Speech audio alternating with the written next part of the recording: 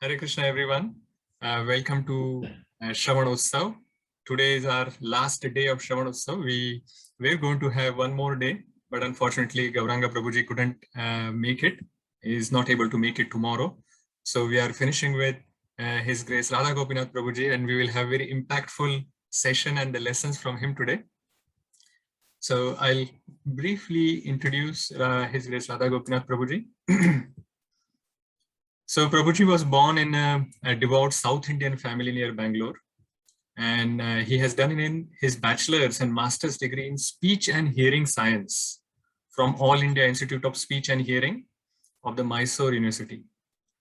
After completing his degrees, Prabhuji has also worked as senior speech pathologist and audiologist at the Institute of Speech and Hearing for 3.5 years in Bangalore.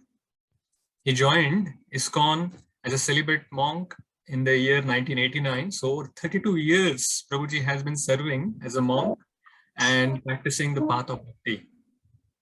Prabhuji is currently a member of the Leadership Council of the ISKCON Chowpatty Temple in Mumbai, the famous Chowpatty Temple.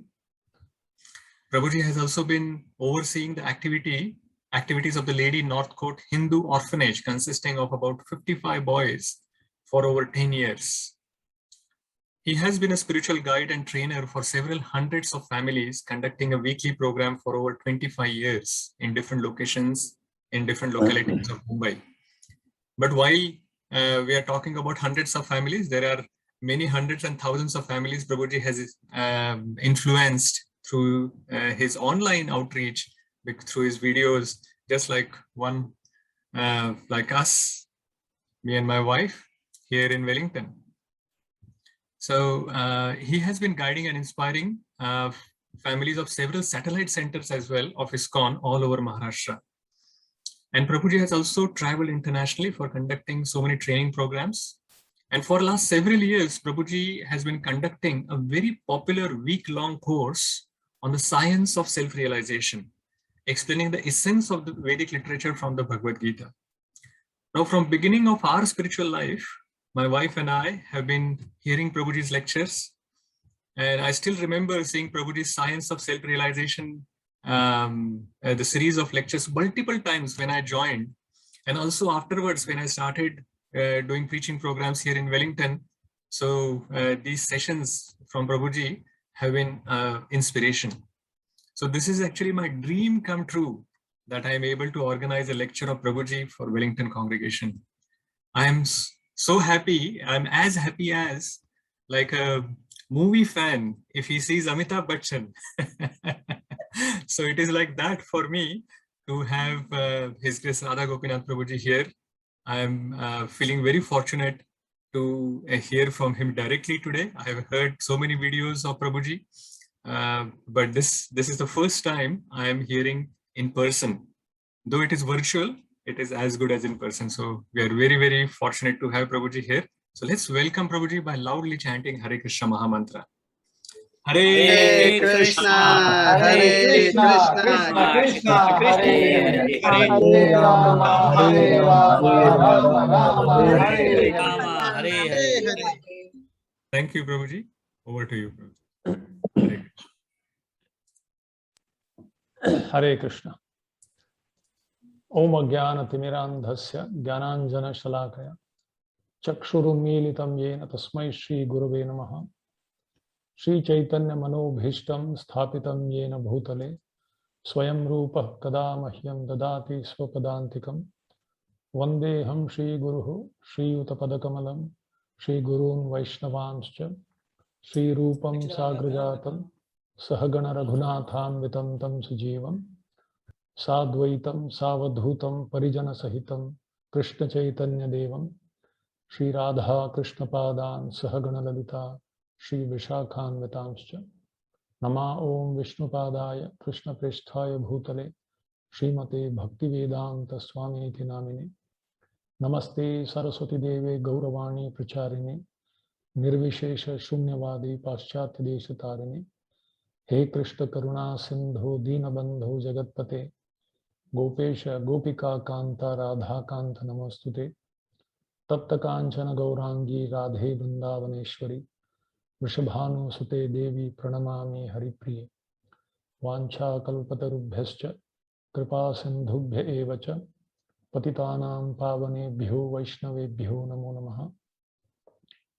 Jai Shri Krishna Chaitanya Prabhu Nityanand Shri Advaita Gadadhar शिवासदि Gaur भक्तवृंद। Hare Krishna Krishna Krishna Hare Hare, Hare Ram Ram Ram Hare Hare.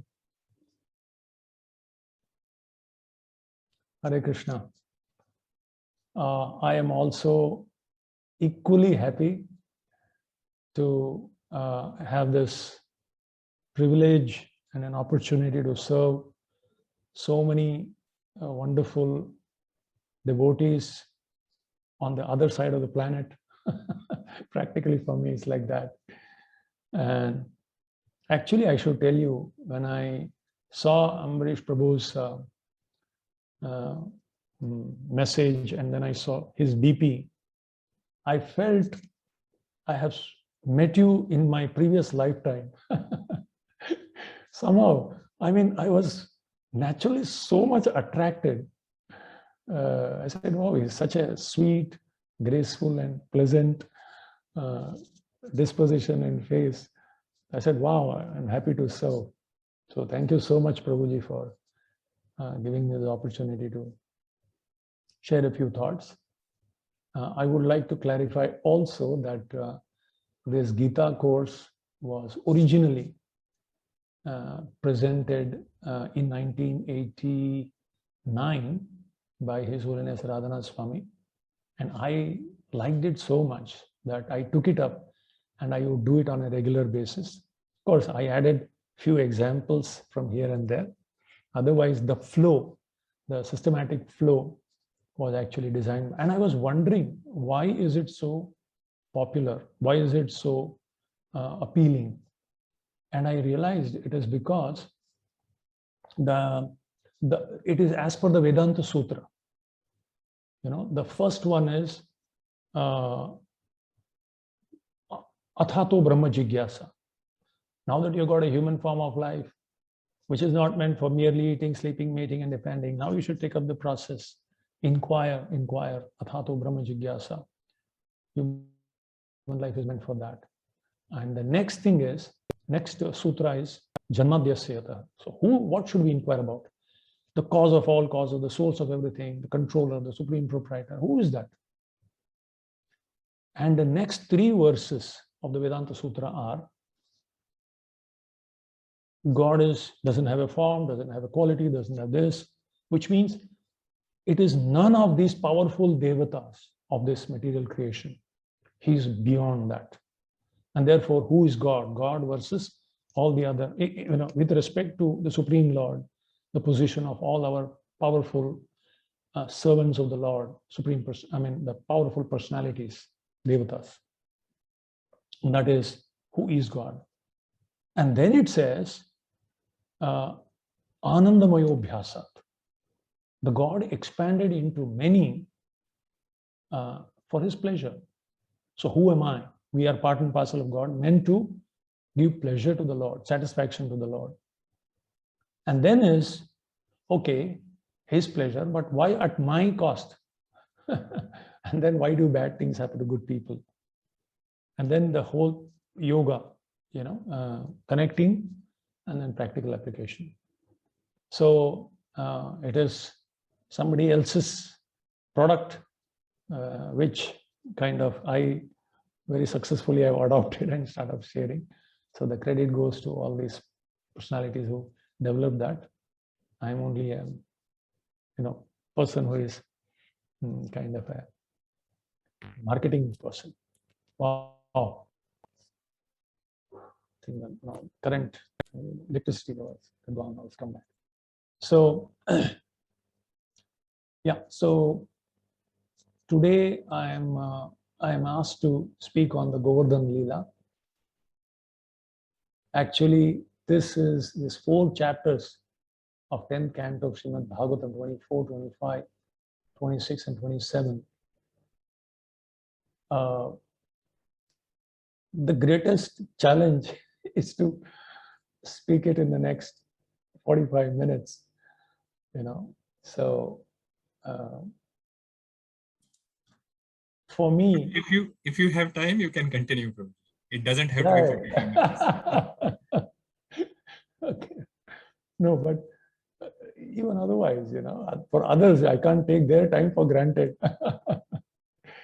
So actually, each of this chapter, each of the verses, you can give a Bhagavatam class of 45 minutes. So I was thinking, how do I speak? And especially my weakness is actually once I get a mic and once I get an audience, then my weakness is I lose track of time.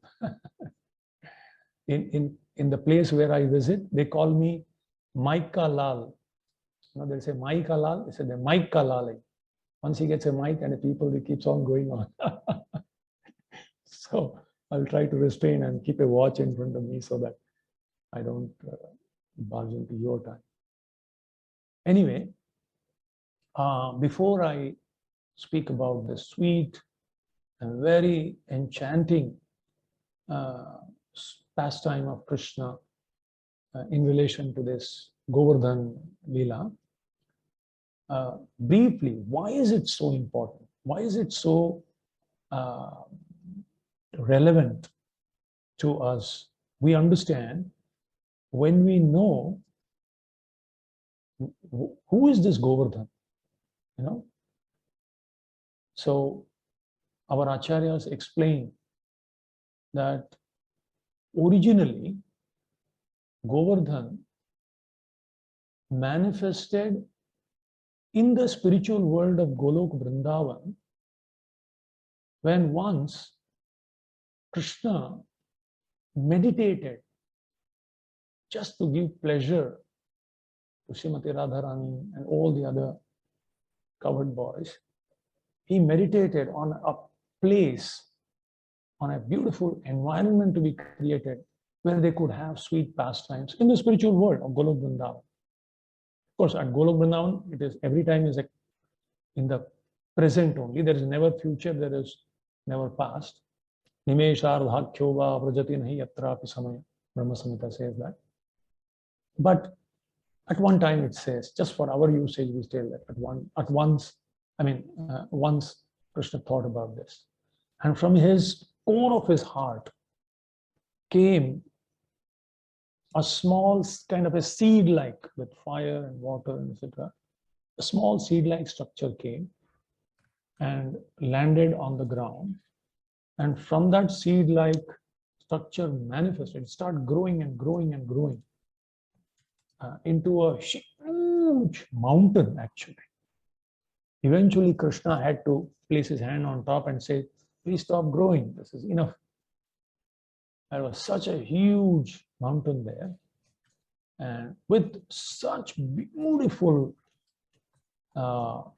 spots, waterfalls, beautiful trees, beautiful plants, caves, and wonderful animals, everything. Such a beautiful place. So that fruits and flowers, everything. So that Radha and Krishna, along with their associates, could have very sweet pastimes. So it existed there. And it was when it was time for Krishna to come down into this material world, and he informed Srimati Radharani. She said, it is impossible for me. I can't keep my life in your absence. So I will also come. But if I have to come, I can't come alone. I have to have the forest of Vrindavan. I have to have river Jamuna, and I have to have Giri Govardhan. And that's how Giri Govardhan descended as the son of the Himalayas, as the son of Dronachala. Achala means mountain, Dronachala. This is a huge mountain actually. Govardhan was beautiful. He's called Giriraj, because he was the most beautiful among all mountains.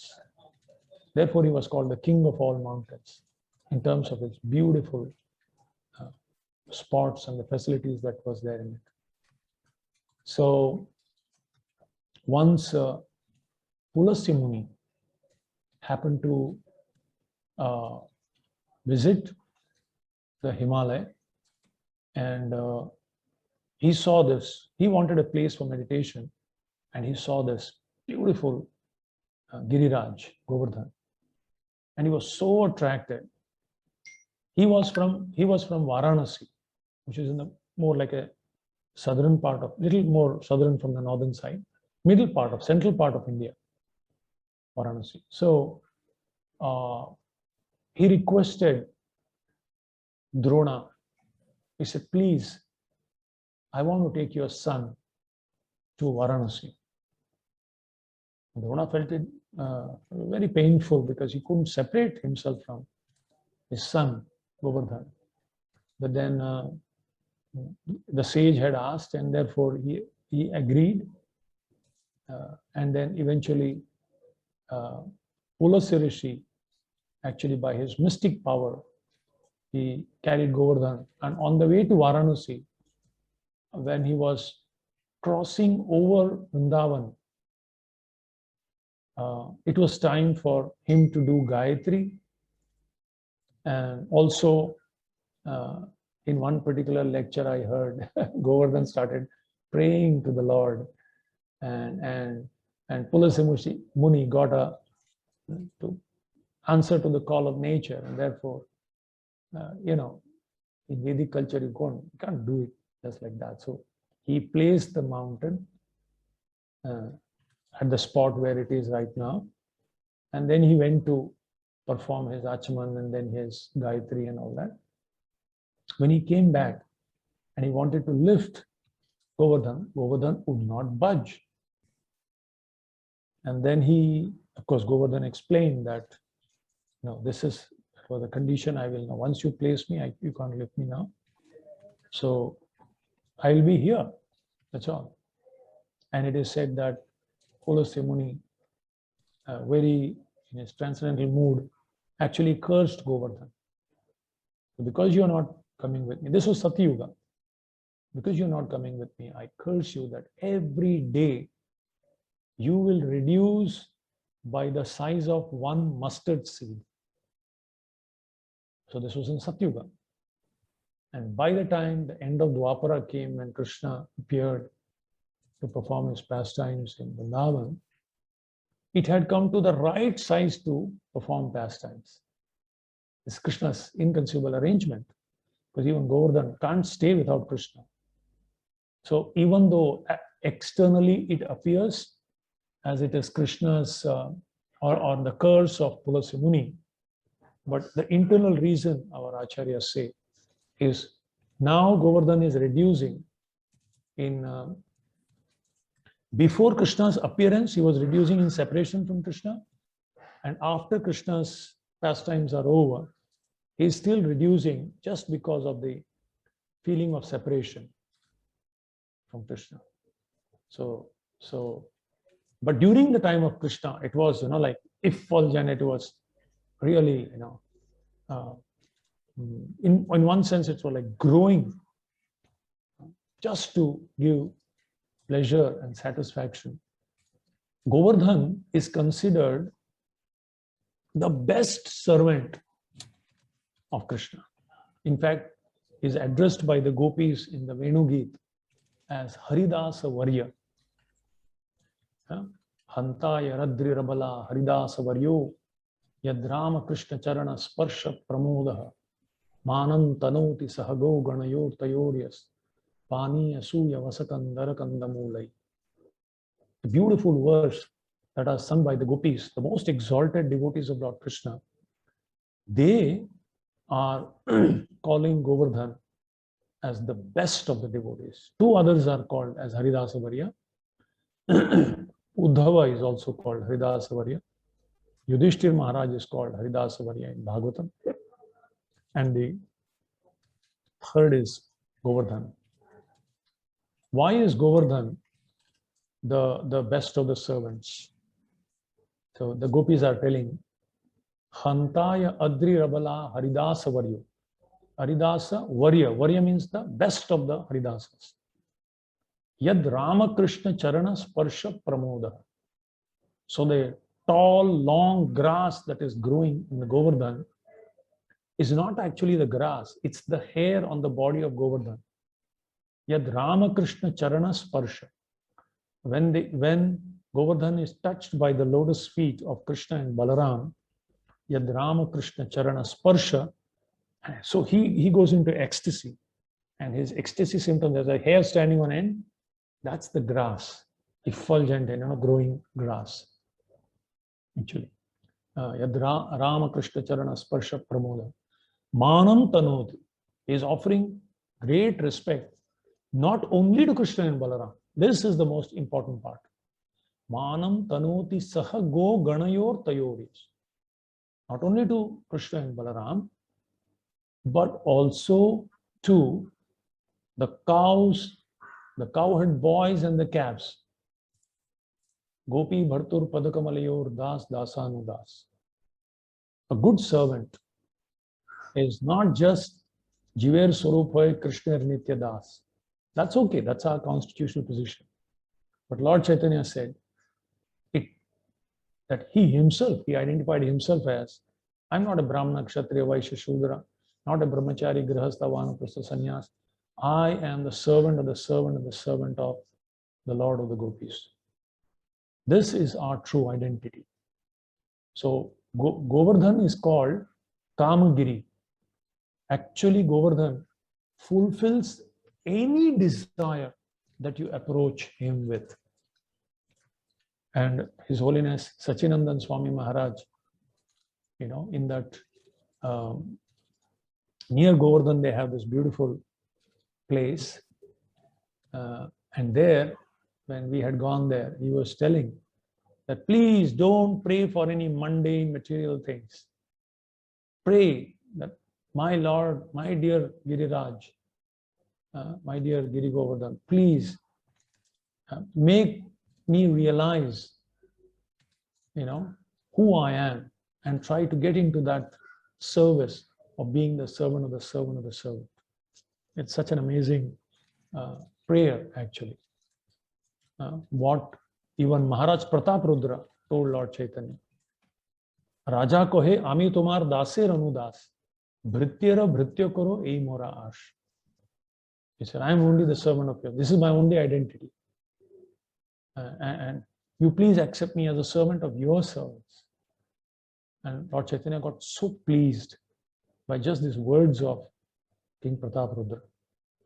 So, therefore, it's such an amazing thing to speak about this pastime. So, without going much into detail of those, we will go to the pastime.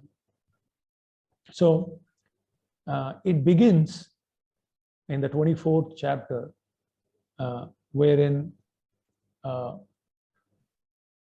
one day, as the Brajavasis, headed by Nanda Maharaj, are preparing, as usual, which they have been doing traditionally for generations, the worship of Indra Puja. And all the preparation is going on, all the items are getting ready. And Krishna, 7-year-old little boy, he just comes and very inquisitively, very innocently, he just asks Nanda Maharaj, my dear father, what's going on? And very interesting, he is asking some questions which needs to be asked by all of us. For any ritual that we do, why are we performing this ritual? How is this ritual to be performed? For whom? For whose pleasure and satisfaction is it being performed? And what is going to be the benefit of doing this ritual? Very interesting. Said, and amongst relatives, you should not keep the secret. It's not that you do something, this is hypocritical. You do something and you are something. No, you reveal the secret. You tell, why are you doing this? So, of course, Nanda Maharaj expresses that, well, we are cowherd community and our whole profession depends on rain. And the rain god is Indra. And therefore, we have to please him, and therefore we're doing this. Krishna, surprisingly, starts speaking almost like an atheistic philosophy to convince Nanda Maharaj to stop the worship of Indra. Of course, Krishna is the source of all everything. And when he speaks this kind of a philosophy, he basically has an internal reason. Number one is he wants to make a point, as he has made it in the Gita, that when he himself is present, the source of everyone, aham sarvasya prabhavo matta sarvam pravartate, there is no need to have another worshipable personality. And Krishna himself is residing right amongst them. Kamaistaistair hritagjnana prapadyante anya devata. Krishna explains in the Bhagavad Gita. Yes, all these powerful devatas are very respectable, but surrender is to one personality, the source of all of these. Yasyantam navidu sura suragana devaya tasmai namaha yam brahma varunendra rudra marutaha. The Upanishads, all the scriptures, the conclusion of all the scriptures is when we water the root of the tree, every part of the tree is nourished. Yatha tarur moola nishechane. When you put food into the belly, all the other cells of the body, all the parts of the body, all the organs of the body are automatically nourished. Similarly, by satisfying Krishna, one actually satisfies everyone else. So this is something that Krishna, and the most important reason, Krishna cannot tolerate even an element of pride in the heart of his devotees. And he knew that Indra had become very proud and puffed up. And he wanted to teach Indra a very good lesson. Therefore, behind Krishna is the ultimate multitasker. He does so many things in one stroke. That's an expertise. Achieving a lot of things in a short time with one activity.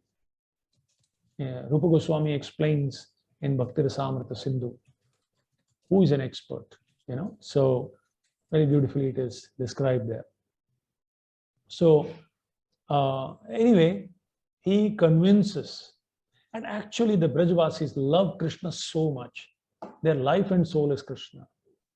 So they say, if this is what Krishna wants, all right. And they agree and they decide. And Krishna says, ultimately it's all on karma. If you do good karma, even if there is a God, he has to give result. So kind of, he appears to speak to karma mimamsa philosophy. Karma is great, God even is also dependent on karma like that.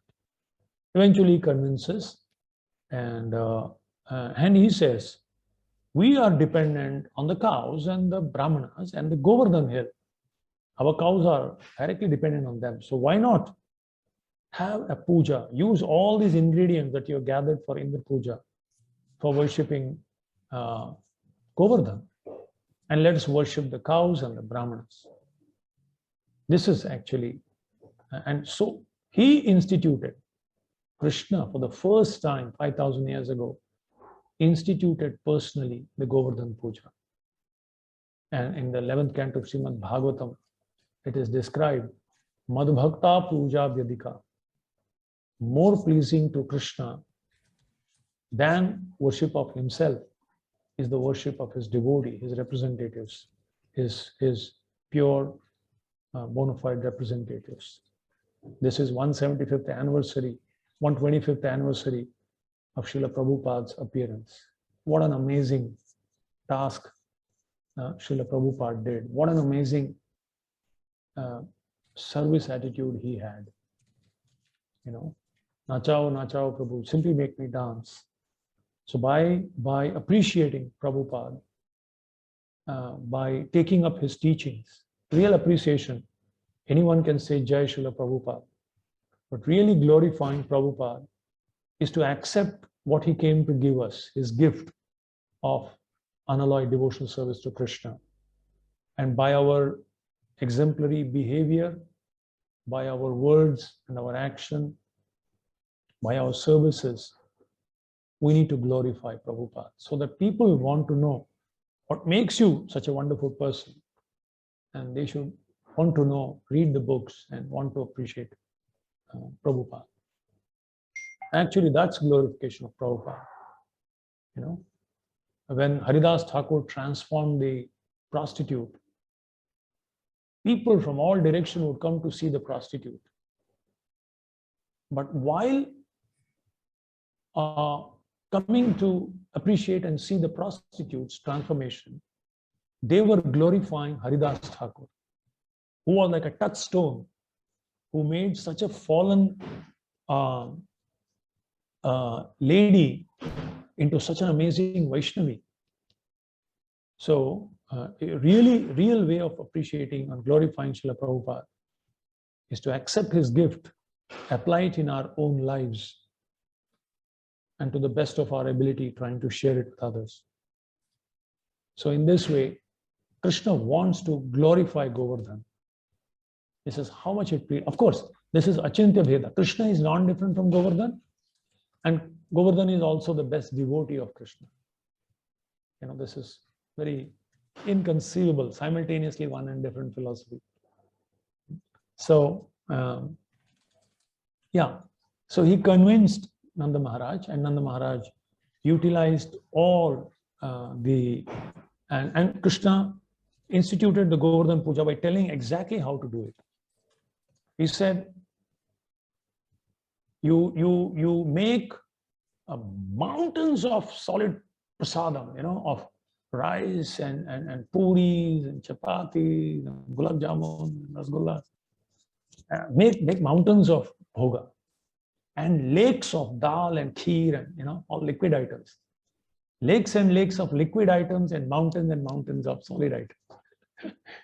I remember in our early days, when first time we started doing Govardhan Puja, everyone was given a task of making one little mountain of one dry prasad, and I mean, each one would. There's a very transcendental competition. Of course, the biggest thing was those who made mountains of sweets. It was too big.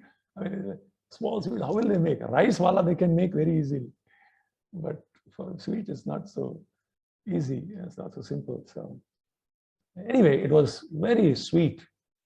We used to have this Govardhan Puja. We still have that. So, and then he said, offer it to Govardhan. And after offering it, profusely and to their satisfaction, feed all these people. Feed the brahmanas, feed everyone was calm. Feed the dogs, feed everyone. When we did it in Govardhan, actual Govardhan, we did the puja. All the monkeys were waiting actually. And then after that, we had to protect them from the monkeys. Let Govardhan take first. And then we actually kept the fruits, and instantly, and we felt so nice because the Brajvasi monkeys took the offerings. So we were very pleased. And Krishna did that, inaugurated that. And then he said, after that, put on the best clothes, all of you, and put the bullocks, and take the bullock cart, and let us go on a circumambulation of Govardhan Hill. So this was the Govardhan festival. And so, sure enough, the Brajavasis, all the cowherd men and women, because they loved Krishna so much, and here was his instruction. So they put their heart and soul into it. And lo and behold, within a short span of time, practically that whole village where they were staying was full of prasadam, profuse amount. And so then, just to reciprocate with the eagerness, this is another thing Krishna says, ye yathamam prapadyante tam sathaiva bhajamya. As men surrender, approach me, I reward them accordingly. So because of their enthusiasm, utsahat, as Rupa Goswami says, because of their such devotion and enthusiasm, Krishna in a very huge form appeared on top of Govardhan. In fact, he became Govardhan. Huge form. And in his thunderous voice, he was talking to them. And in one movement, practically picked up everything that they had offered, mountains and mountains, lakes of prasad, and he just finished it. There's nothing left. And he said, give me more. Anior, Anior. In fact, there is a village, the place where they offered, that village is called Anior, because that huge form of Govardhan, Krishna in the form of Govardhan, demanded, Anior, Anior, give me more, give me more. And again, the village people brought, but they realized you can never satisfy. See, if we want to unlimitedly serve, Krishna wants to unlimitedly accept. We can't win with Krishna because he's unlimitedly unlimited. So eventually realized, and they put one tulsi leaf, and Krishna was completely satisfied. Bina tulasi Prabhu eka nahi maan. So that's why we always put Tulsi Maharani, one little Tulsi leaf. And Krishna is completely satisfied because Tulsi Maharani knows how to please and satisfy Krishna. She's an expansion of Srimati Radharani's energy. So in this way, Govardhan, and amazing, one form of Krishna in the form of Govardhan is accepting prasad, and right in front of Govardhan was this little boy, 7-year-old Krishna, standing with all the Vrajavasis and telling them, let's all bow down and offer respects to Govardhan. And they bowed down. Krishna also bowed down to his own form of Govardhan. And then they did circumambulation, very happily, profusely fed everyone to their satisfaction, till the neck, akantha. And then they all circumambulated happily, singing the glories of Krishna. And then everyone went back. Everyone was happy. Everyone was satisfied. Everyone was blissful, except one person, obviously. And that was Indra Prabhu. Indra Prabhu was not happy because his Prabhutva was questioned. He was so much insulted, so much insulted. He said, how dare these Brajavasis break the tradition? They have become so proud. They have become so puffed up, listening to this 7-year-old, inexperienced, talkative boy. They have, broken the tradition and insulted me. They must be immediately and instantly punished. And he was so angry, so angry. It shows every time we hear this, so many wonderful lessons keep coming from each of section of this pastime. Krishna performs this pastime not just simply obviously to attract our heart, but also teach very, very important lessons. All of us are little Indras, Indras of our body. We think we are the control of the body. We can use the body in whichever way we want, whimsically, or the Indra of our family, Indra of a group of people. We're all, like that Indra. As long as we have ego, ahankara vimudhatma karta aham iti manyate. So, and the nature of this controllership is even, imagine Daksha Prajapati.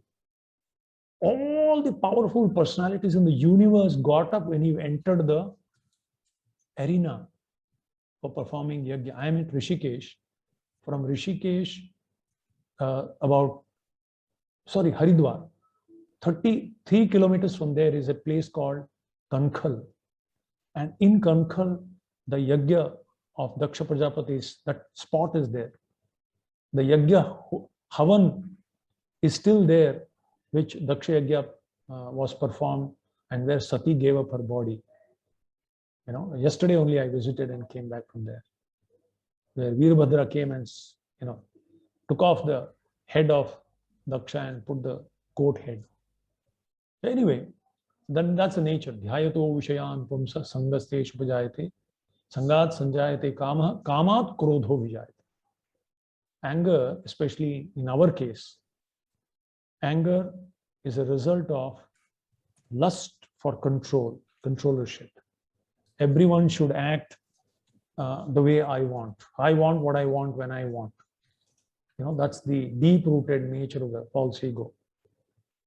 And when that is disrupted by anyone, then they become that object, that person, or that situation becomes the focus of our anger. And anger, as it says, krodhat bhavati sammoha. You get bewildered, sammoha, smriti vibhramaha, smriti vamshat, buddhi nasha, your intelligence is lost, buddhi nashat pranashyati, he falls down. So it is such a dangerous anartha that we should be careful about. We lose our head, actually. So here was Indra. He completely lost his head. And he said, he called Samvartaka cloud. Can you imagine? These are called during the time of universal annihilation.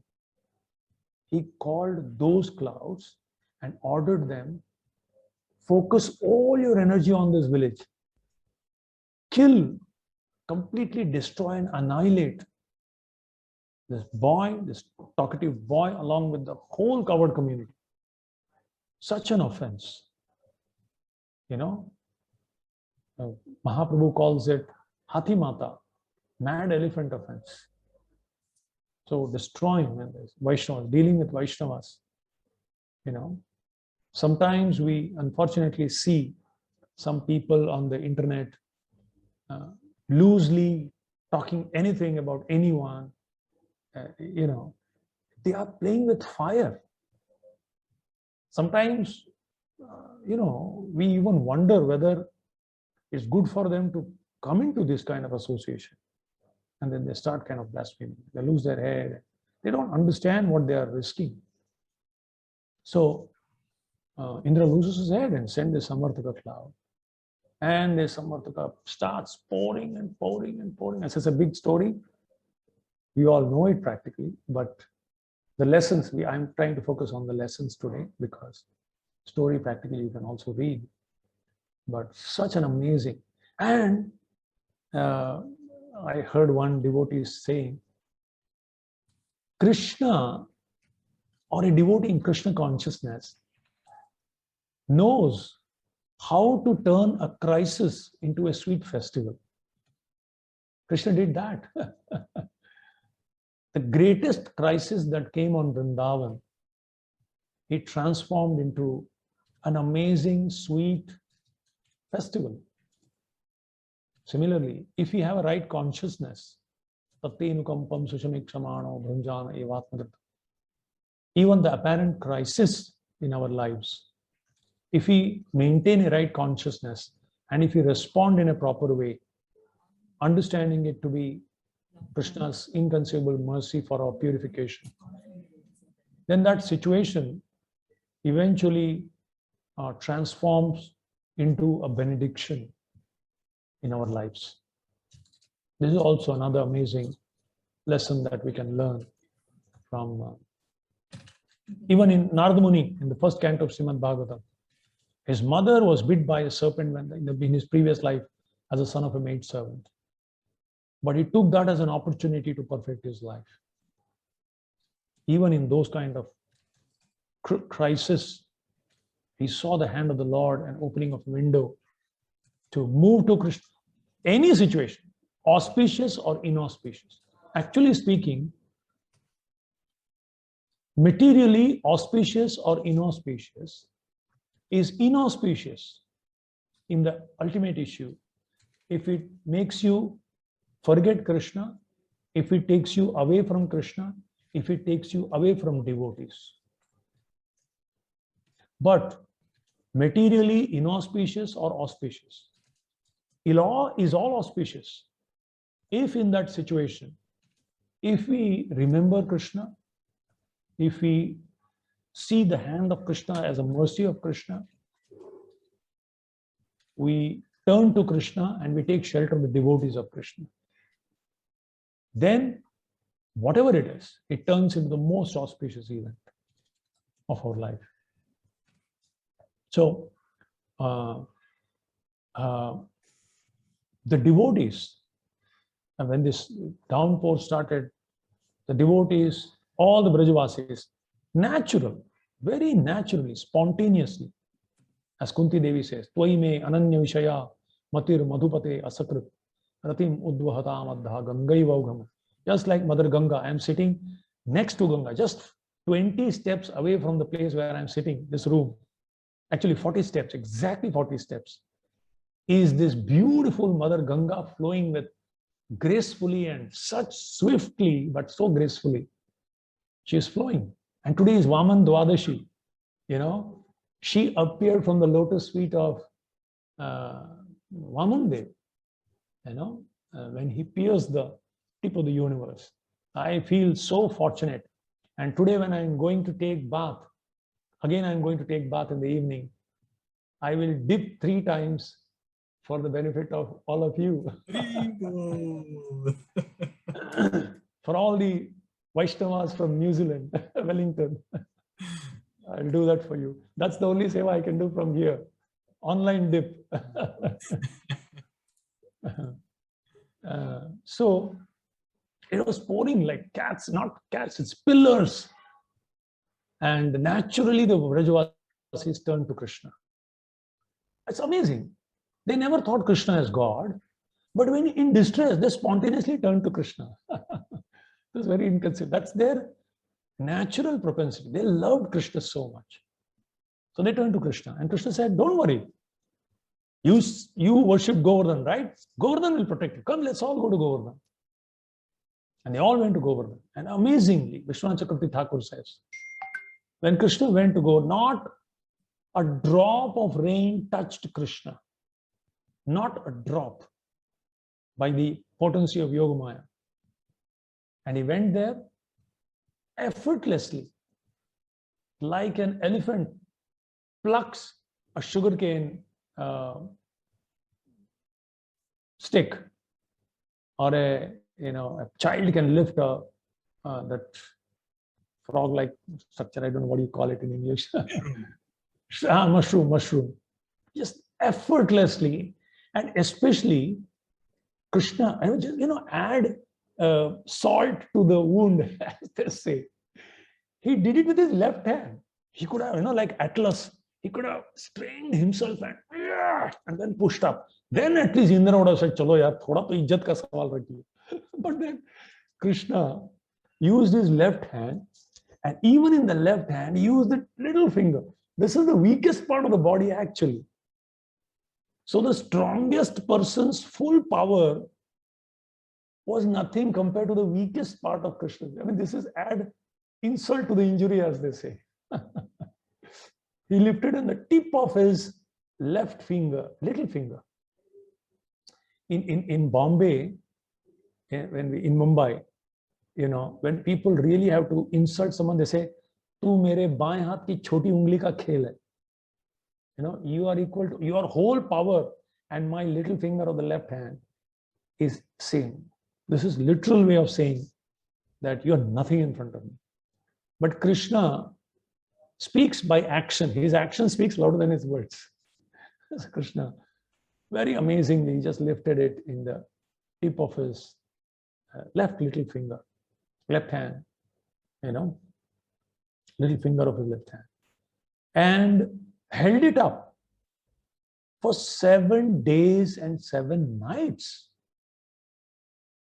I don't know. I have not heard in the scripture, but people call Chappan Bhog. So one devotee told me, why it's called Chappan Bhog? After 7 days, they didn't eat anything. They got absorbed. It was a feast for them. Drinking Krishna through their eyes, through their ears, through every cell of their body, through their senses. But when Krishna came out, for 7 days, 6 times offering, So 8 times, 8 times offering, and 12 items or something into 6 times offering. That is 56. But there is no scriptural quote I have found yet, but that's why they say Chappan Bhog. So anyway, Krishna lifted, and he requested all of them to come in. And there were 2 storms, our acharyas say. One storm above the mountain and one storm below the mountain. Above the mountain, there was a storm sent by Indra, profuse rainstorm. And below the mountain, there was another storm. For the first time, the gopis, the gopas, the cows, the calves, the elderly gopis. Because when Krishna was with the cowherd boys, the gopis were always feeling separation. When he was with the gopis, Yashoda and Nanda Maharaj would feel separation. When he was with them, the cows would feel separation, the calves would feel separation. But these 7 days, thanks to Indra, the 7 days, it was a constant feast for the Brajavasis. All the Brajavasis, they completely forgot about sleeping, eating, drinking, oblivious to the fact. And there were so many sweet reciprocations. Our acharyas, especially Jiva Goswami in Gopal Champu, goes into elaborate detail of the different conversations that Nanda Maharaj, Yashoda, the gopis, and the cowherd boys, especially Madhumangal and Sridhama, had with such sweet loving exchanges that they had with Krishna, reciprocation. So in this way, and the amazing part was, with all his power, even a leaf on top of Govardhan could not be dismantled. A grain of sand on mountain Govardhan could not be moved. It was absolutely another realm.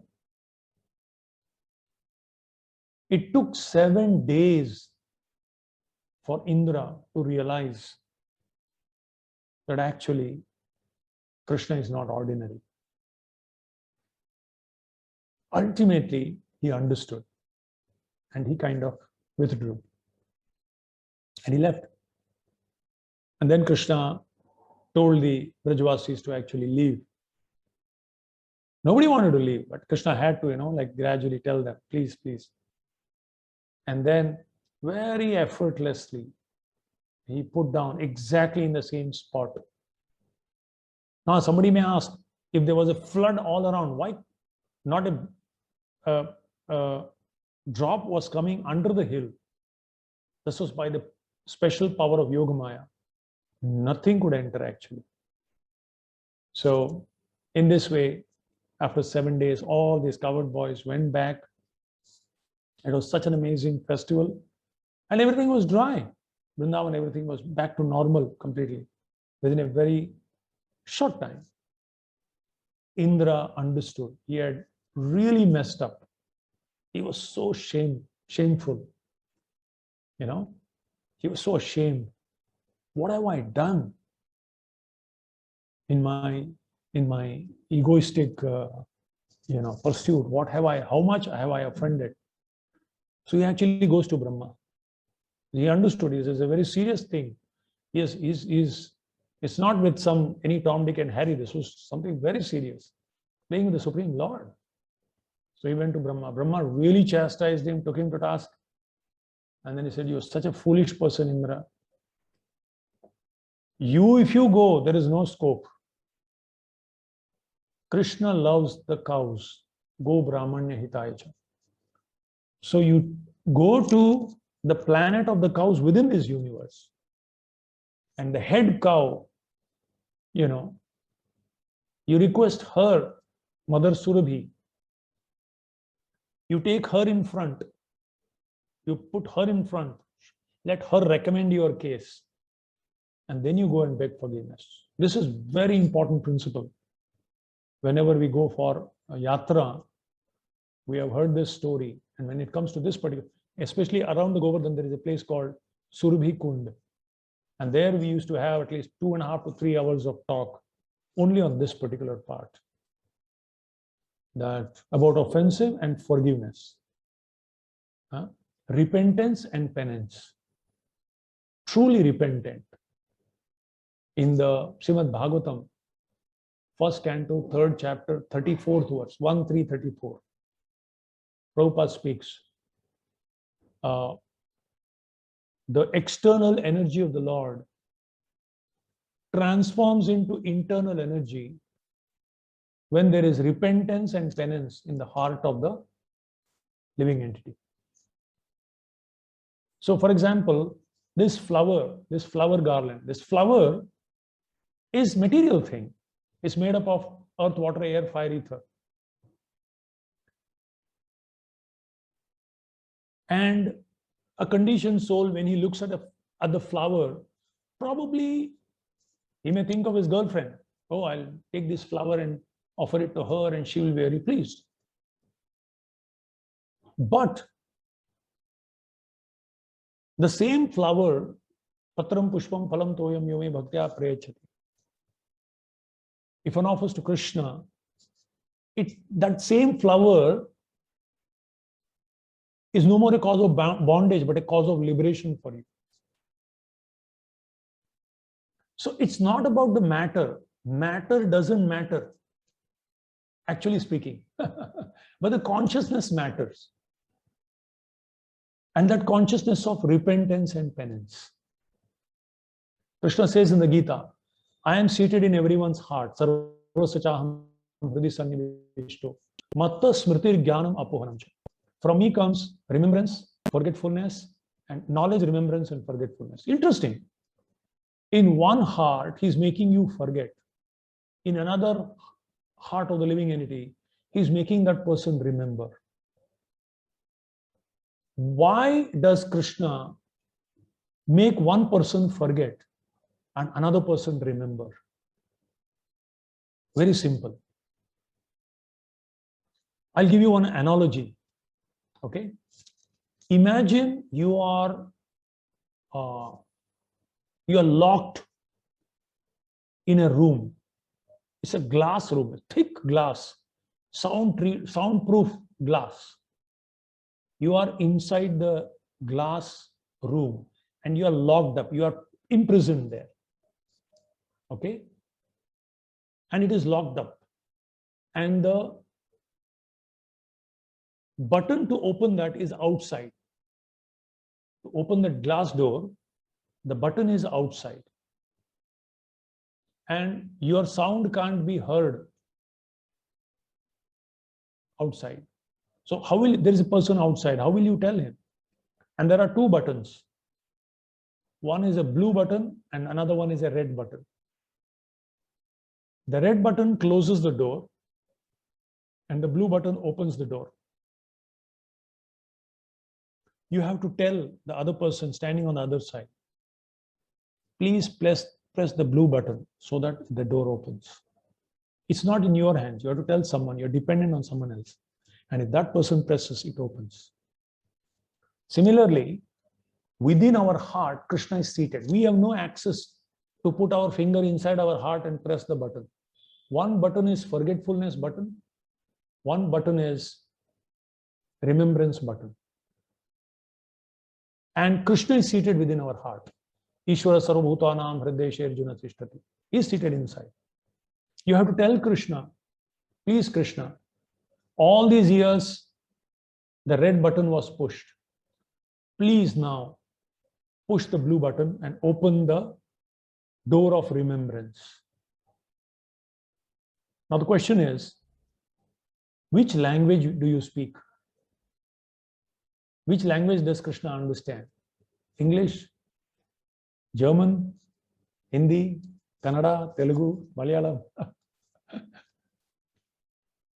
Krishna understands the language of love.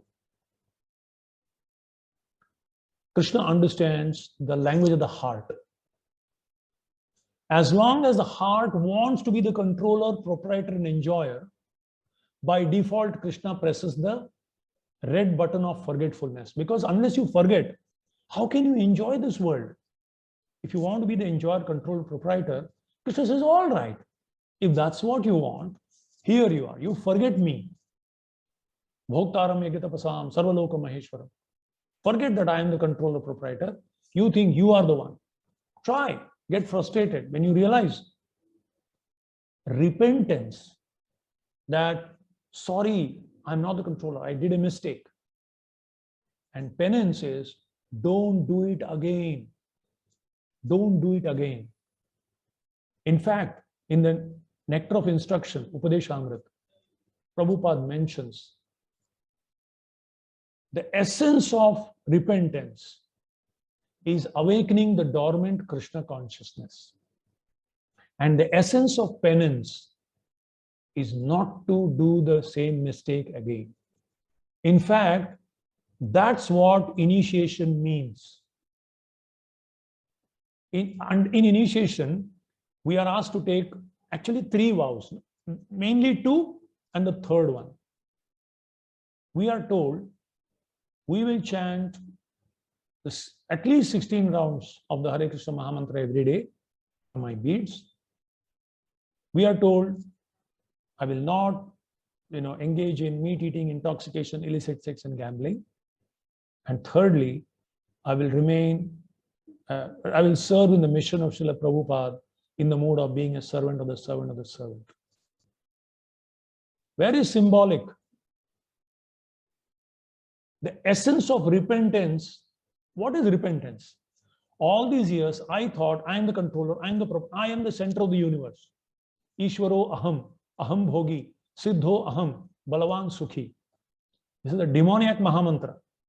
16th chapter says, the Mahamantra of the demons. I and me and mine. Ishvaro aham, aham bhogi, siddho aham, balavan. This is their Mahamantra. Hiranyakashipu Mahamantra, Ravana Mahamantra. And as soon as we do that, Krishna presses the red button and he says, okay, go along, loiter around, whatever you want to do, in the 84 lakh species. But the day we realize is repentance. Repentance means at least 16 rounds. Otherwise, you should be Satatam Kirtayantuma. Kirtaniya Sadahari. Krishna, I am not the controller. From today, I realized you are the controller, you are the proprietor, you are the center of the universe. Everything is centered around you. So from me consciousness to he consciousness, Krishna consciousness, that is repentance. So 16 rounds is actually, from today onwards, I will not glorify myself. Like Indra, I like to glorify myself. No, Krishna, you are the real controller. You are the real Indra of my life, my existence, my community, my everything. This is real repentance. To glorify Krishna always. Awaken our dormant Krishna consciousness. And then penance. Penance, not to repeat the same mistake. Kunjara Shauchavat. Like an elephant which bathes, then rolls in the mud. Please don't roll in the mud. So the repentance is, penance is Striya Pana Dyuta Shuna Yatra Adharmas Chaturvidha. These 4 things: meat eating, intoxication, illicit sex, and gambling. That is a gross manifestation of mercy, truthfulness, cleanliness, and austerity. That's true repentance. No more nonsense. No more rolling in the mud again. After taking so nice bath, Cheto Darpana Marjanam, you bathe nicely with 16 rounds of Hare Krishna mantra, and then you engage in, rolling in the mud. So the penance is no more nonsense. And then, naturally, to the extent we take repentance and penance seriously, we realize who we are. Servant of the servant of the servant in the mission of his servants, the Lord's servants. To that extent, we are self-realized. Because what self-realization? To realize who you are. Jiver Swarup Hoy Krishna Nitya Das. That's self-realization, actually. And at that time, material world remains the same. But for us, it will turn into a spiritual world. The body is still the same. Earlier, the body was thought to be the property of myself. Now I'm going to use the body, mind, words, manasa, vacha, karmana, to glorify Krishna. So the body becomes spiritual, 100% spiritual. No more a material body. Manasa, deho, geho, joki chumor, arpilu tuva pade nanda kishore. My mind, my words, my body, my family, my belonging. Jedino grihe, bhajana dekhi, grihete goloko bhar. Then the same energy which was entangling you will now become a facility to liberate you. The material world will not change, but because we change our consciousness through repentance and penance, then we experience the spiritual world here.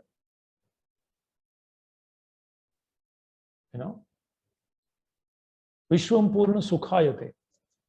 Then Mama Janmani Janmani Ishware. I don't care taking birth again and again, but let me be Kita Janma How Yatha Tuya Das Bahirmukha Brahma Janmena. I don't mind being an insect in the house of a devotee, remembering you, serving you, eating prasad, and associating with devotees. But without your in your forgetfulness, I don't want the life of a Brahma, even Brahma's lifetime. So here Indra comes at Surabhi Kund. But it's not possible. You have to put a devotee in the front.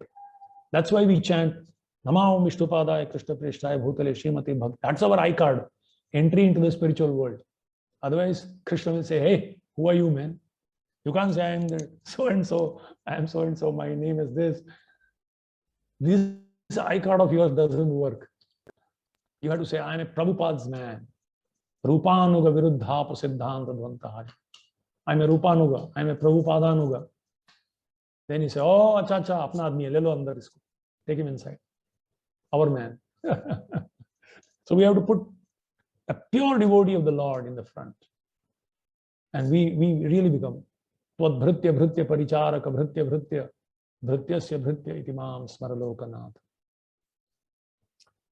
So, and Indra is very sweetly spoken to by Krishna and said, don't become puffed up. Be a good boy. Go and take care of your, department nicely. Don't think you're Indra. Okay. And then actually Indra realizes, and with Surabhi, he does Abhishek to, near Govardhan there is this Madhavendra Puri's place, Govind Kund. It's called Govind Kund. That's the place where Indra bathes with celestial, Airavat brings the celestial Ganga and bathes Krishna. Then Surabhi also bathes with her, nectarine milk. She gives nice Abhishek. And then both of them together give the name Govinda to Krishna. That's why that place is called Govind Kunda, near Govardhan, where Madhavendra Puri sat there, where Krishna appeared to him. So, and then they leave the place. Then the Brajavasis gather around Nanda Maharaj and say, hey, who is this Krishna? We want to know. He doesn't seem to be an ordinary person. He must be some supernatural power is there in him. And then actually Nanda Maharaj remembers, yes, Garga Muni had told when he was born that your son is born in all the 4 yugas. In the Satyuga, he was white in color. In Treta, he was red. Later, he will be in yellow. Now, this is in blackish complexion, Shyam Sundar. And because he is the son of Vasudev, he will be called Vasudev. And then he says, this personality in his opulence and power will be as good as Narayan. Of course, he doesn't tell. And then after that, beautifully this, they also worship and glorify Nanda Maharaj and Nandanandan, Sri Krishna. And that's a beautiful pastime. And the last chapter is, of course, wonderful Krishna. This happens. And then he, Govinda name is kept, and then, even the Devatas from the heavenly planets shower flowers and offer wonderful prayers. And in this way, the Govardhan pastime is concluded. And one prominent lesson that we can learn is only Krishna consciousness can train us how to turn a crisis into an amazing, spiritually enlivening experience. Without that, it is impossible. Crises are inevitable in our life. Padam padam vipadam. That's the nature of this world. But padam padam yat vipadam na tesha. Who? Samashritaye padapallavam plavam mahat padam punya esho murare. Bhavam buddhir vatsapadam param padam. For whom it is not. No, any situation is auspicious. Any situation is enlivening. Any situation is an opportunity to surrender to Krishna, come closer to Krishna, remember Krishna, serve Krishna, please Krishna. And that is Samashritaye padapallavam plavam. One who has taken shelter. Now, we can't take shelter, but we can take shelter of someone who has taken shelter. Nama Om Vishnu Padaya Krishna Preshthaya Bhutale. He is very dear to Krishna. Srila Prabhupada is very dear to Krishna. Why? Namaste Saraswati Deve Gauravani Prachari. Because as Krishna says in the Gita, Ya idam paramam guhyam mad bhakteshu vidhasati. One who shares this message with others, he becomes very dear to me. Nachatasmad manusheshu kasyum. There is no servant more dear to me than he, nor will ever there be anyone more dear. How dear is Srila Prabhupada to Krishna? So like Surabhi, we are all offenders. So like Surabhi, we put Prabhupada in front. We put his sincere followers in front. And we humbly go as their servant of their servant and take our repentance and penance seriously. And sure enough, Krishna will shower profuse mercy. And this most inauspicious place of material world will become non-different from Golok Vrindavan. Because wherever we are remembering Krishna, serving Krishna, trying to please Krishna, trying to associate the devotees of Krishna. So by Srila Prabhupada's mercy, Wellington has turned into Golok Vrindavan. Actually, just see Prabhupada's mercy. He turned, wherever he placed his foot, he turned it into Vaikuntha atmosphere.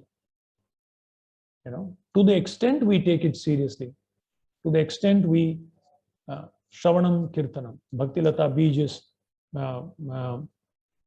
nourished through hearing and chanting. And Amrish Prabhu is so wonderfully arranging this opportunity of today the whole world has become so small thanks to Corona. Imagine, otherwise Corona is such a curse, but it is such a benediction. All boundaries are broken. Anyone can speak anywhere, you can associate with anyone. So even in this crisis, as such a benediction for devotees, if you want to turn to Krishna, if you want to serve Krishna, if you want to remember and associate with devotees of Krishna. So thank you so much, Prabhu, for giving this opportunity to share a few thoughts. Hare Krishna. Thank you so much, Hari Bol. Hare Krishna, Prabhuji. Thank you very much, Prabhuji, for giving this benediction of your appearance here and giving and teaching us through this pastime of Govardhan Puja, how we can actually remove our pride. And as you were mentioning that this crisis of Corona, by your association, it is becoming a benediction for us. So thank you very much, Prabhuji, for finding time while being in Haridwar and where you can actually do all these wonderful things of taking bath in Ganges, but still you're finding some time for us. So we are really, really fortunate, Prabhuji. Prabhuji, generally after this, the devotees also ask few questions. Do you still have some more time for taking some questions? Maybe another 2-3 questions. Okay. I'll start with one question. We have 5 minutes. So within 5 minutes, we can take as many questions as possible. Okay. So while the devotees think about their question and raise their hands, I'll ask this question. Prabhuji, generally when we, like in Krishna consciousness, we hear, of course, that when anyone does the Hati Mata Aprad or they offend a Vaishnava, they have to actually ask for forgiveness from those Vaishnavas. But here in this case of Indra, we see that Indra has offended all the Brajavasis, but he goes directly to the Lord and asks for forgiveness from him, and the Lord forgives him. So generally in all other pastimes, we see that Lord doesn't allow that to happen. He says that, oh, I can't help you. Even in Durvasa Muni's case, he said that you go and take shelter of Amrish Maharaj. So how did he allow, in case of Indra, that he doesn't have to actually ask for forgiveness from the Brajavasis, and he just forgave him? Before answering this question, I'll share one more very amazing thing connected with this pastime. Interesting, Brahmaji also offended, thought Krishna to be an ordinary person and stole the cows to test him. And Indra also. But when Brahma appeared, Krishna didn't speak a word to him. He came, he begged forgiveness. Krishna was just standing silently. While to Indra, he spoke, he pacified him, and our acharyas explained why. Because Brahma separated the cowherd boys from Krishna for 1 year, because Krishna manifested himself, expanded himself. But he deprived his association with his cowherd boys, because it was just for him, it's in the second or whatever. And therefore, Brahmaji was forgiven, but he didn't speak at all.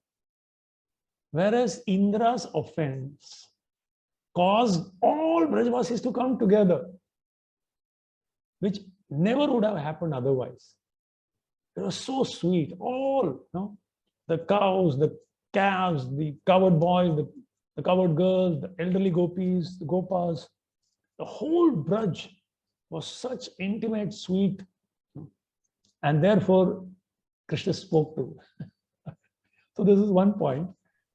Yeah, it's interesting what you're saying, that I feel, I don't know, but what immediately comes to my mind is mainly Indra was angry with Krishna. He wanted to destroy Krishna actually. Because this talkative boy, listening to this talkative boy, all these people, they are not to be blamed. This boy has brainwashed them. Like the children who were, transformed into devotees by Prabhupada. The parents were focusing on Prabhupada. He is the one who, spoiled our kids, brainwashed our kids, you know. So it can be seen like that. I kind of seeing it like that, that he was focusing on that. He realized that it is Krishna's dear people whom I have offended.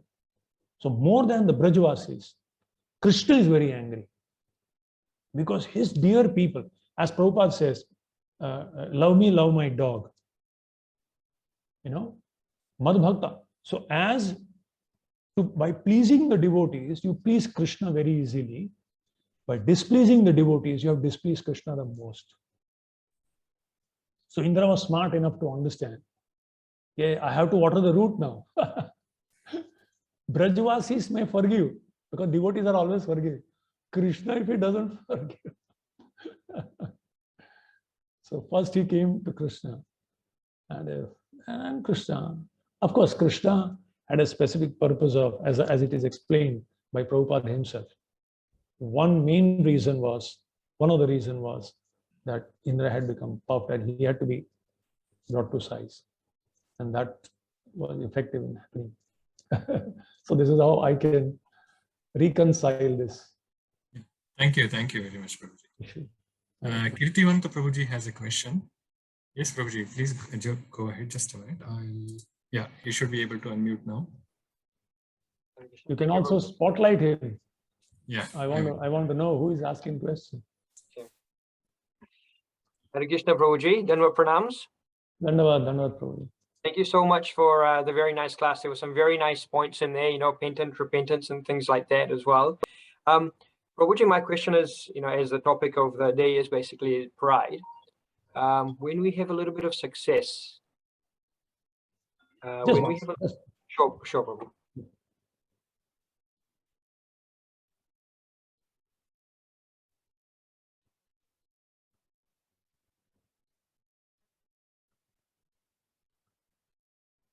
Yes, Prabhu.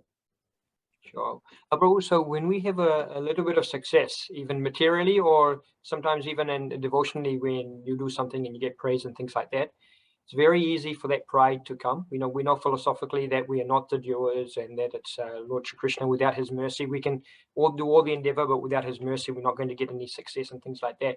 However, pride still comes in the way. You know, apart from doing our sadhana, your chanting and following the regulative principles and things like that, is there other practical tips we can keep in mind during the day to make sure that that pride is not coming, especially when we've had a little bit of success in certain areas?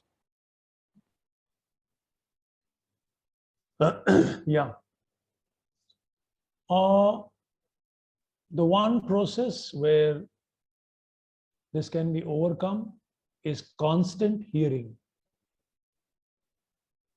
Because time and again we find in scriptures, again and again this theme comes, how the root cause is envy, which is born out of pride, ultimately.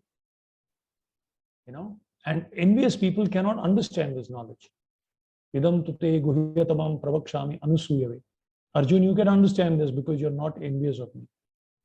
And envy is because of pride. Just like one devotee gave a very good example, like two pieces of magnet. Like poles repel, opposite poles attract. So when you think you are successful, you are the doer, then you repel Krishna. Your consciousness repels Krishna. Because if you say Krishna is a doer, then who am I?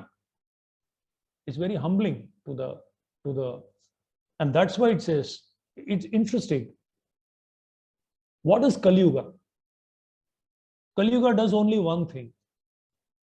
Kali Yuga simply, like in India, I don't know there. In India, when your cycle, the air goes away from that, tire. Then you have a pump. You hold it and you pump it so that it starts blowing. Or there's balloons and all this. They have pumps with which they can blow it up. So Kali, the personified Kali, has a pump. He pumps up our ego. You are the doer, you are the controller, you are the proprietor. Come on. And very interesting, Bhurijan Prabhu explains in one particular book, Unveiling His Lotus Feet, the 4 cantos of Srimad Bhagavatam summary. There he says, Kali only does one thing, puffs up your ego. And the quality of that egoistic person is don't accept authority. And the highest form of it is you are the ultimate authority, you are God. That is the ultimate. So it rejects authority of the tradition. And then traditionally it is said, the children, maintainer and the maintained. The parents are the maintainers of the children, and the guru and the disciple, and the king and the subjects. Right? These are like the maintainer and the maintained. So now, or the husband and the wife. So then there is clear-cut exploitation by the maintainer of the maintained. And Kali whispers, just see, you are being exploited. So become independent. Become, kick away all the tradition, break away the chain, be on your own. And as soon as you become independent of authorities, then 3 things happen. So parents walk away, the children walk away from the parents, the wife may walk away from the husband, the disciple may walk away from the guru, the subjects may walk away from the government, king.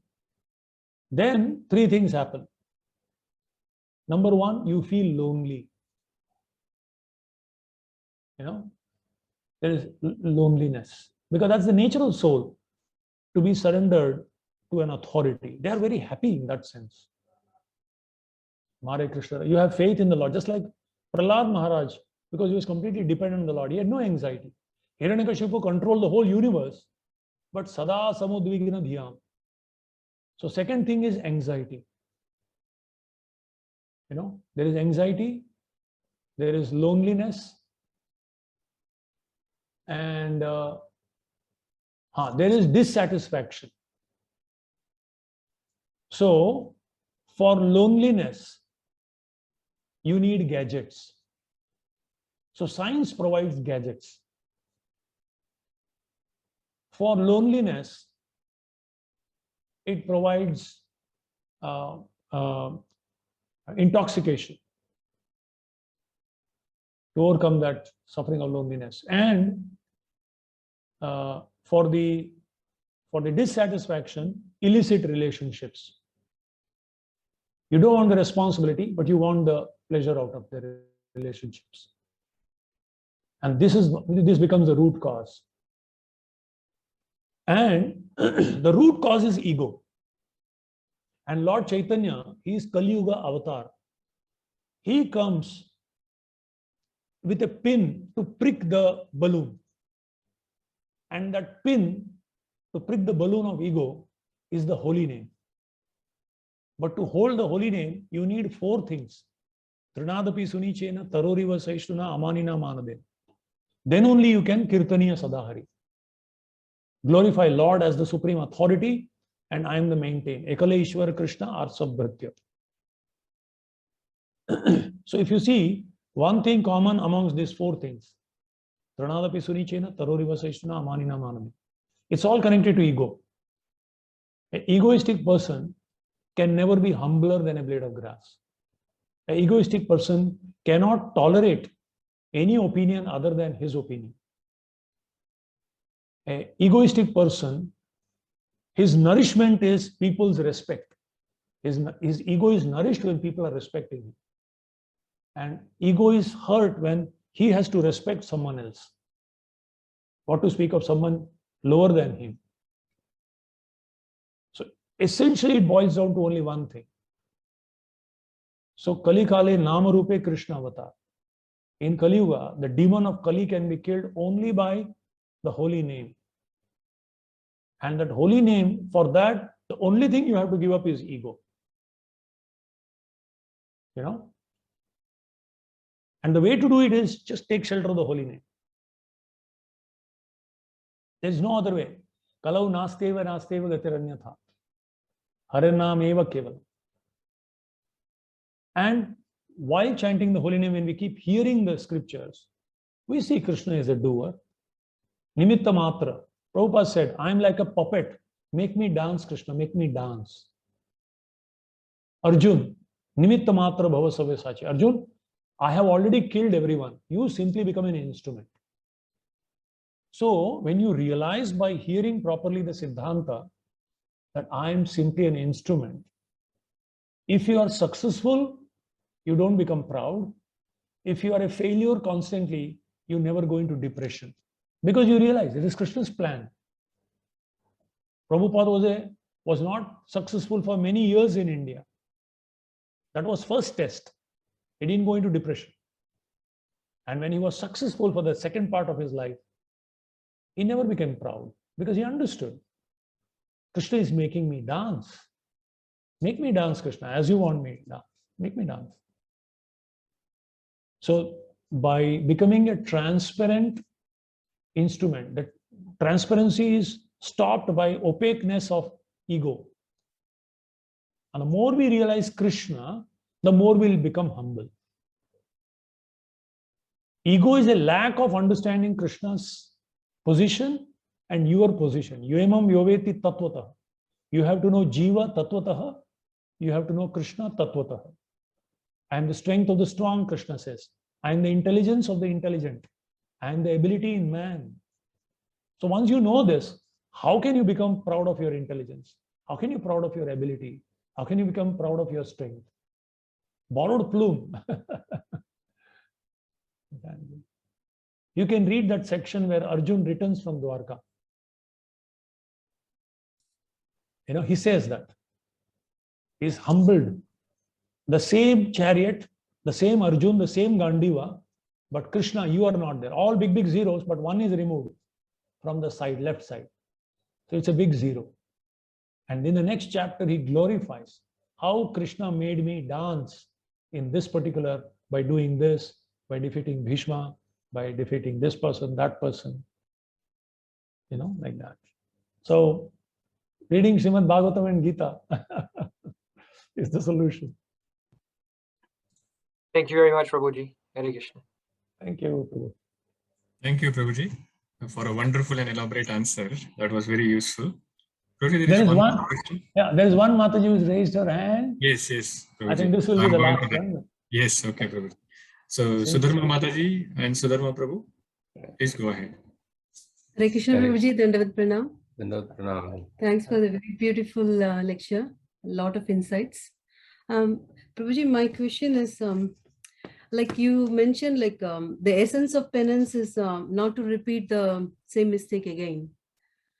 So my question here is like, in case of Indra, like he has done a couple of offenses before as well, like Parijata, he took, and then again many things he has done, but still he was excused many times. He was given chances.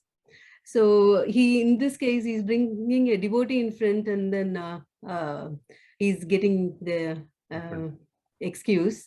So this lesson, it's not a bad lesson for devotees, like in the sense like we bring another devotee in front, and whatever mistakes we make, we'll be excused. Yeah. Just some understanding. Thank you, Prabhuji. Exactly. I had this question for a long time. This guy Indra, what does he do? Achha, for Indra, this is short span of time, because for us, you know, our 6 months is there one day. He forgets so quickly. You know, Parijata, he fights with Krishna. I had this question, and I remember asking, one devotee asked this to Radhanath Swami Maharaj a few years ago. And I was on the tip of my toe with my ears fully. What will Maharaj answer? So Maharaj said, before answering, I offer my respects to Indra Prabhu. And then he said, Krishna wants to show to the, sometimes Krishna uses his devotees to teach a lesson.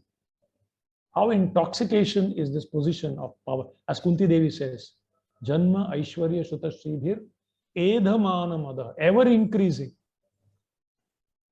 So, but the amazing part is, Krishna forgives him and sets him right.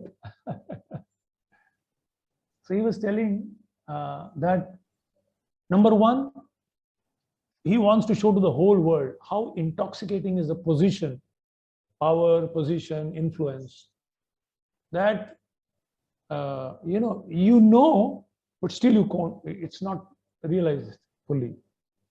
That position again puts you in that position or that situation. And the second thing, he was telling that many a times, Lord Brahma, Lord Shiva, in that Mohini's thing, Lord Shiva and Brahma in the Brahma Vimohan Leela, these personalities, in fact, the 6 sons of Marichi who were born as Devaki's sons, they were cursed because they offended when they saw Brahma doing an activity which was inappropriate. They actually were critical of him.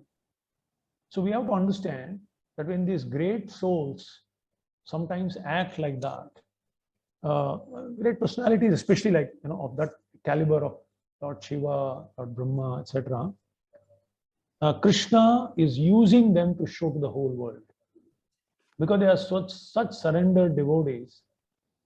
Like Bhishma. Why did Bhishma, a Mahajan, fought against the Lord? Prabhupada writes in one purport, because Krishna wanted to show to the whole world through Bhishma that even if you are the most powerful person, if you are on the other side of dharma, you will be finished. So these are the 2 answers that I have heard, and it made sense to me at least. Yes. Thank you. So that's why whenever, one time I remember in Pune Yatra, Radhanath Swami Maharaj was speaking, he said, he was speaking this Indra pastime. So before I speak this pastime, I offer my dandavat at the pranams at the lotus feet of Indra Prabhu, and then he began. But when he began, he spoke very strongly against Indra. So that's the situation. Thank you, Prabhuji. Thank you, Prabhuji. Yeah, Krishna. Thank you, Prabhuji. Prabhuji, one more hand has gone up. Do you still have time, or you are running out of time, Prabhuji? One last and a quick one. Okay. Otherwise, I will offend you, Prabhu. I'm that devotee. Thank you, Prabhuji, for your kindness. Yatinam Shiromani Prabhu, please go ahead. Prabhuji, Hare Krishna, Dandavat Pranam. Thank you so Prabhu. much for the beautiful class. My question is, Prabhuji, about the tendency of controlling others. So, just very practical, we would like to know some tips that, to what extent actually we have to control, because we find ourselves in a situation that we have to control sometime, few things. So how do we differentiate, where we have to stop ourselves? Oh, this is a seminar by itself. Just On- some on- practical tips, Prabhu. Yeah, no, those practical tips, many practical tips. Actually, servant leadership. Bhakti Tirtha Maharaj has written a very beautiful book called Servant Leadership. And he talks about what does it mean to be in a position of a leader. And if we have, he gives 10 formulas, very beautiful formulas of servant leadership. But I remember one thing. I remember when Radhesham Prabhu, who's now the head of temple, president of Pune temple, and inspiring so many wonderful souls. He had joined our temple, and I was at that time one of the temple presidential board members. Because he was so efficient, everyone would ask him to do some work. Radhesham, please do this. Radhesham Prabhu, please do this. So I went and told him, Radhesham Prabhu, can you please type this out for me? And as a most intelligent and IITian that he is, he handled that situation in such an amazing way. He said, Prabhuji, Devamrit Prabhu, currently Rasamrit Maharaj. So Devamrit Prabhu has given me this service, and this is I'm supposed to do in next 2 hours. I'm ready to do this, Prabhuji. So you please talk to Devamrit Prabhu. If this is okay, then I will do that for you. No problem. And I said, wow, he's really caught me in one, in the wrestling, they have a good catch. He caught me in such a, and I said, okay, I will talk. That means you discuss among yourself and deal it. So this is if you are like a subordinate. But if you are in a position of leadership, and you have to get things done, there are 2 things. One is a leader, another one is a manager. A leader has to inspire. He sees the effectiveness, but a manager has to see the efficiency. Things have to be done quickly, and therefore sometimes you have to be little, order around to that. But I have seen very good managers. They, after the whole event, where things have to be done quickly, so you have to be sometimes little harsh and little, forceful. Immediately after the whole festival, personally that manager would sit with all of them, have them arrange for a nice little feast or spend time with them, and make sure and tell them, sorry, in the process if I have done something, you please understand. Number 1. So investing, every time you control or say something harsh, you are withdrawing from the emotional bank account. So if you are only withdrawing and not depositing enough, then the negative account, the account becomes negative. That means negativity has developed in the heart of the devotee. But if you are always also investing emotionally by spending some quality time and trying to understand their issues and address them and explain to them, then they know. On the battlefield, there is no question of first you, first me. No, come on, quick action, shoot. But after that, back in the tent, we need to, dress each other's wounds also. So that is needed, especially as a manager, because manager has to take decisions. Some people like it, some people won't like it. So that's the role of a manager. Yamraj has to do this thankless task. Therefore, he comes and sits in the Bhagavatam. Therefore, he comes sometimes as Vidura. He is happy. So, of course, we need to kind of take some time to work on those relationships also. Explain, train them properly, educate them, so that when there is a emotional withdrawal, there is some account still left. And this is what I can at least immediately think of. There are many other things in different situations, different circumstances, but these are principles. Thank you, Prabhuji. Hare Krishna. Thank you so much. Haribol. Thank you, Prabhuji. Prabhuji, finally, do you have some instructions for all of us, Prabhuji? Yes, I want to one day become like Ambarish Maharaj, Prabhu. Prabhuji, And I'm please, so much attracted to your very sweet smile. please Natural bless us, smile. Prabhuji. And if you really want to see this smile, please come to Wellington. I won't speak more. No, Prabhuji, We'll be we catching really want to have your association here. And sometime back, I was actually talking to Damodar Prabhuji as well, and he was mentioning that he and you actually generally conduct a course, and possibly for the devotee care course, you can travel, or in general as well for whatever other seminars that you take. We will be very keen to have you here once the Corona things a little bit suppressed.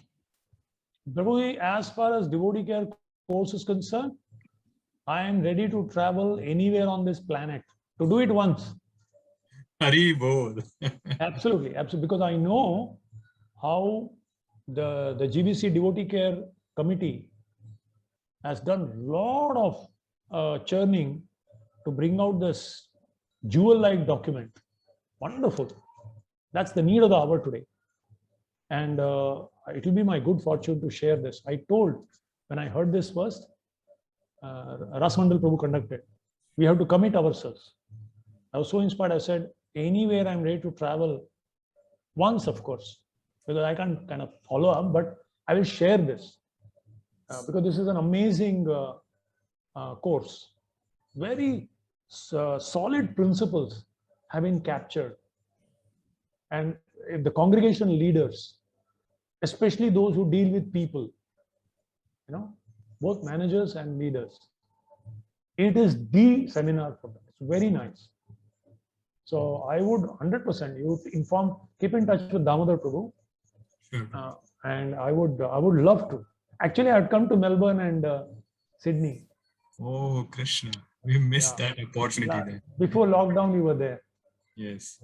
But next time, Prabhuji, whenever you are coming anywhere close, please let us know and we can also invite you here.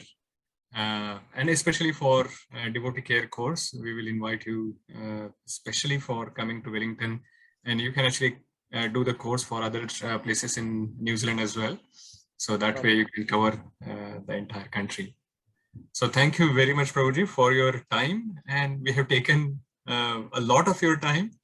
We only asked in the beginning for little, but it is our, somehow or the other, our greed, our lalsa, we kept on hearing the katha and kept on asking you question. And that is how we kept you here longer. So please forgive us for that and please bless us, Prabhuji. I think I compensated for tomorrow's also. Thank you, Prabhuji. By doing extra 1 hour. Yes. Yeah. So it was really good. And this was a perfect closure for our Shravan Utsav by hearing from you. And we are hoping that we will do this every year and every now and then. So we will like to hear from you again if you are doing in future. So let us show our appreciation for His Grace Radha Gopinath Prabhuji by loudly chanting one more time Hare Krishna Mahamantra. Hare Krishna, Hare Krishna, Krishna, Hare Krishna, Hare Hare Hare. His Grace Radha Gopinath Prabhuji ki Jai. Kaliyug Pavan Harinam Sankirtan ki Jai. Giridhari Gopal ki jai. Jai. Hare Krishna. Ananta Koti Vaishnava Vrind ki jai. Yeah.